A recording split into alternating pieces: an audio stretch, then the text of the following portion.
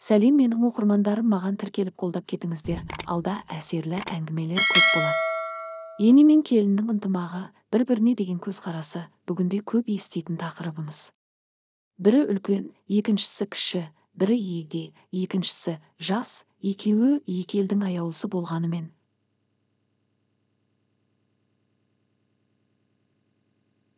Бір үгіттіріп жіберетіні рас. Ене мен келіннің жарасым табуы, келін кішілігін, ізгілігін танытып, енесінің қабағынан танып отырса, нұр үстіне нұр. Осы екі аяулы жанның бір-бірінің көңілінен шығуы отбасында өте үлкен рөл ойнайды. Өйткені осы екі асылдың сөзінен нәр алып, осы екі адамның тәрбиесін алған ұрпақ, сол шаңырақтың айнасы, сол үйдің үмітін ақтайтыны белгілі. Ал үміттің үкісі кірлесе, күдіктің бұлты сейілмейді, ашудың аспаны ашылмайды. Жаңа түскен келіннің қандай болмағы ең алдымен ененің ақыл парасатымен астасып жатады. Осы үйдің келіндерін енесінің асты үстіне түсіп отырады деп аузынан бөзі түсіп, үнемі мақтаулы, тату үйдің шаңырағына бас сұқтым. Дастарханы аққа, жүздері нұрға толы үш келін шаңырағына бас сұққан үлкендердің бәріне инабатпен иіліп сәлем салып жүр. Жүзі қартаң тартып, самайын ақшалған ене төрде отырған жоқ. Келіндерінің қасында жылы жымиып келген қонақтарды төрге оздырып жүр. Бала күнімнен байқағаным, бұл шаңырақтан қонақ үзілмейді. Бұл да берекенің, жақсы қасиеттің бірі деп ойладым. Үйдің үш ұлы да әкелерінің алдына шығып сөз бастамайтынын аңғардым.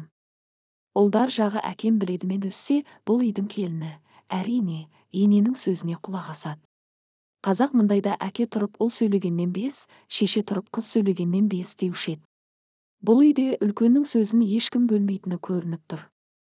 Тіпті босағада ойнап жүрген балалар да немеренің үлкеніне аға деп қарайды. Бұл шаңырақтың шаттығы неде екенін ұқтым. Сыйластықта.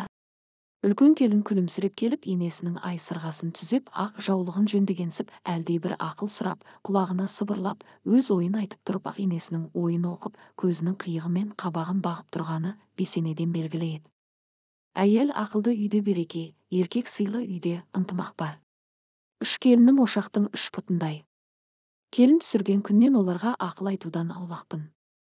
Бұл жаңа түскен келінді бетімен жіберемін дегенім емес. Енемін деп төрде отырмаймын. Есіктің аузында, босағада жүремін. Қазан көтеріп, от жағамын. Сонда олар осы ісімнен үлгі алып, өздері ақ менен көргенін жасайды. Мен ене болып үлкенге сәлем салсам, оны көрген келіндер әрине ізетті болады. Бұрын менің де енем болды.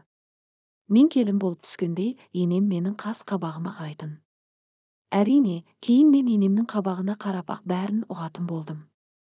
Ол кісі менің қабағыма қараса, көзінде жаңа түскен үйде абыржып қалмады ма деген жазуды оқитынмын. Мәселен, енем маған сиыр сау деп айтқан емес. Таңертең шелегін алып, сиыр сауып, өріске айдап бара жатады. Кейін сүт пісіріп, қазан көтеріп, түскі ас дайындауға кірісетін. Мен алғашында бақылаушы сияқты сыртынан қарап тұратынмын. Сөйтсем, тәрбиенің үлкені сол үйрету емес, үлгі болу екен ғой. Және неге мені енем жұмсамайды деп ойлайтынмын.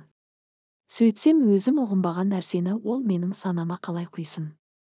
Санасында миы бар адам өзі ақ түсінеді екен. Кейін өзім ақ бәрін меңгеріп алдым. Басында ол кісі мені оятпай-ақ істеген істі кейін мен енем оянғанша істеп қоятын болдым. Бұл санаға сіңіру тәрбиесі. Ұқтырудың модулі. Қазір таяқпен, ақырып ұрсумен ештеңе түсіндіре алмайсың. Қолыңнан келсе, үлгі бол. Жақсылық жаса. Үлкенді сыйла. Бітті. Оны көрген бала мен келін қайда барады? Біздің үйде ешкім бір-бірімен дауыс көтеріп ұрыспайды. Бір-біріне ренжігендер сыртқа шығып қыдырып келеді. Жұрт бізді сондықтан ренжісіп көрмеген деп ойлайды. Негізі біз ренішімізді естіртпейміз. Еркелеп назданып жеңеміз. Әйел, сонысымен әйел, деді Биғайша әжей. Бұл күнде алыс жақын туыс, абысын ажындар келін түссе, бибі әжейді іздейді. Себебі жаңа түскен келін осы кісідей болсын деп орамал жаптырады екен. Баланы бесікке салу, қазан көтеру, тұсау кесудің бәріне бибі әжей шақырылады. Бүгінде үлкен келінге бәрін үйретіп жүргені сол, үйрен деп айтпай-ақ қайда барса да қасында үйдің үлкен келіні енесіне еріп жүреді. Иә, ұлды бұл үйдің шаңырағына шаттық ұя салғаны көрініп тұр. Ене мен келіннің қарым-қатынасы туралы қалам тербеуде қатты ойландым. Көз алдыма мен танитын барлық қара кемпір мен келін болып түскен қара қыздардың бәрі келді. Бірақ олардың енемен қарым-қатынасы қандай екені бесенеден белгілі.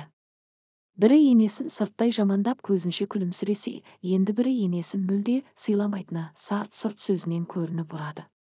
Енді бірінің қарым-қатынасы көз бояу. Яғни жүрегімен сыйламайды. Жай ғана қадірін қашырмаудың амалымен жүргендер.